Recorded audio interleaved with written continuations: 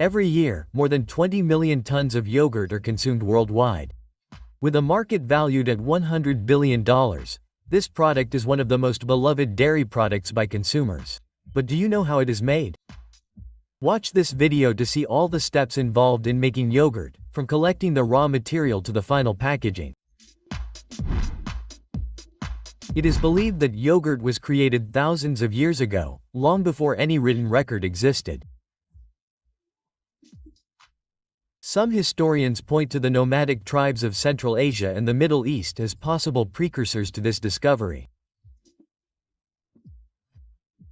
At that time, milk was stored in rudimentary containers often made from animal skin or stomachs, which created the perfect environment for the development of certain bacteria that transformed the milk into a thicker, slightly acidic substance. Because it is more resistant to spoilage and easier to carry on trips, this fermented product began to be part of the diet of those communities. Nowadays, yogurt is produced industrially in factories that follow various quality standards to meet the growing demand. Although there are still artisanal ways of preparing yogurt, industrial production is predominant.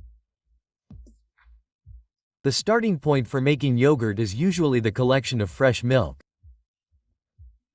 On dairy farms, many companies have partnerships with cattle farmers, ensuring a constant supply of raw material.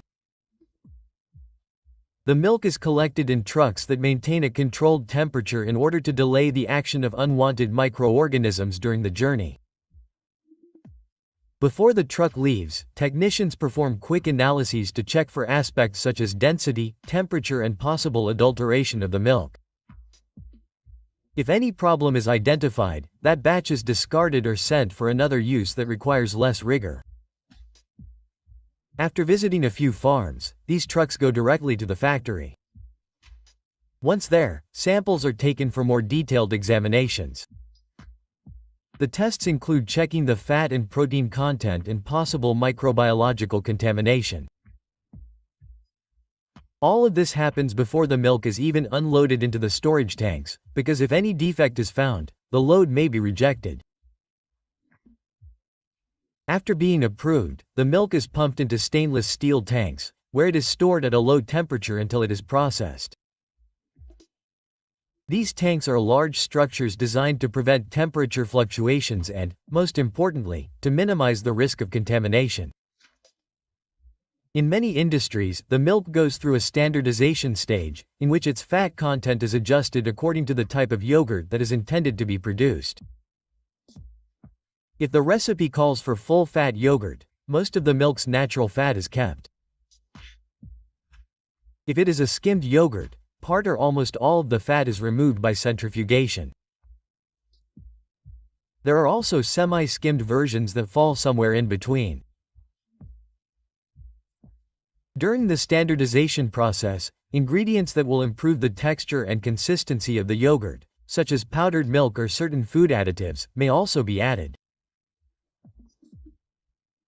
These additives serve to give firmness to the final product, especially in the production of yogurt that will be sold in plastic pots or cups, where the consumer expects to find a thick cream instead of a thin liquid. After standardization, it is time to eliminate possible microorganisms that could cause milk spoilage or health problems. This is where pasteurization comes in, a fundamental step for the entire dairy line. Although the traditional pasteurization method involves heating the milk to 72 C for about 15 seconds, variations in these temperatures and times often occur in yogurt factories. Sometimes the milk is heated to higher temperatures for different periods, as the industry defines these parameters according to the type of equipment and the product formulation. Pasteurization not only eliminates most of the unwanted bacteria, but also inactivates enzymes that could cause changes in flavor and color. The milk is then quickly cooled to a temperature range suitable for the next step, which is the addition of microbial cultures. The goal is to bring the milk to around 45 C, the range considered ideal for the bacteria that ferment the yogurt to act in a controlled manner. Once the temperature is adjusted, specific bacterial cultures are added to the milk. These bacteria are responsible for fermenting lactose, the natural sugar in milk, transforming part of it into lactic acid. This fermentation creates the characteristic texture and flavor of yogurt, as well as helping to preserve the product in the industry. These bacteria are purchased from suppliers who produce them in controlled environments. They usually come in powder or liquid concentrate form and are carefully dosed. Once the milk cultures are well mixed, the product is sent to fermentation tanks that maintain a temperature of around 40 C to 45 C. This process can last from 4 to 6 hours, depending on the intensity of flavor and acidity desired. During this time, the bacteria feed on the lactose and convert it into lactic acid. Gradually, the acidity of the medium increases and the milk begins to thicken. Several factories have automatic systems that monitor the acidity of yogurt in real time. Generally, pH is used as an indicator to determine the ideal fermentation point. When a certain pH value is reached, the process is stopped and the product is transferred to the cooling stage. After cooling, the yogurt can be added with fruits, jam, sweeteners and other ingredients that make up the flavored versions. The fruits usually undergo prior preparation, and can be cooked or subjected to a pasteurization process to reduce the microbial load and increase shelf life. The mixture of these fruits with the yogurt, whether in the form of pulp, pieces or syrup, is done in a way that does not harm the structure of the product.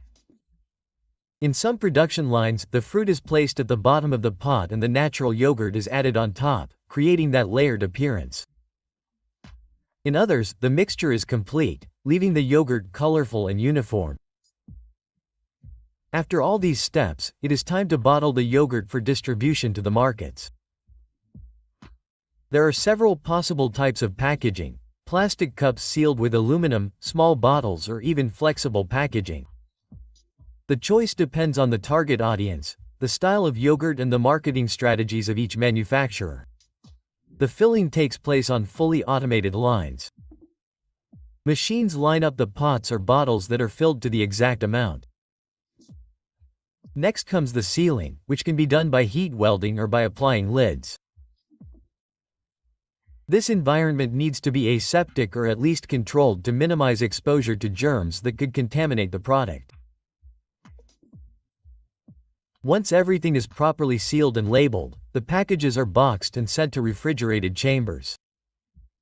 And that was today's video. Don't forget to like and subscribe to the channel.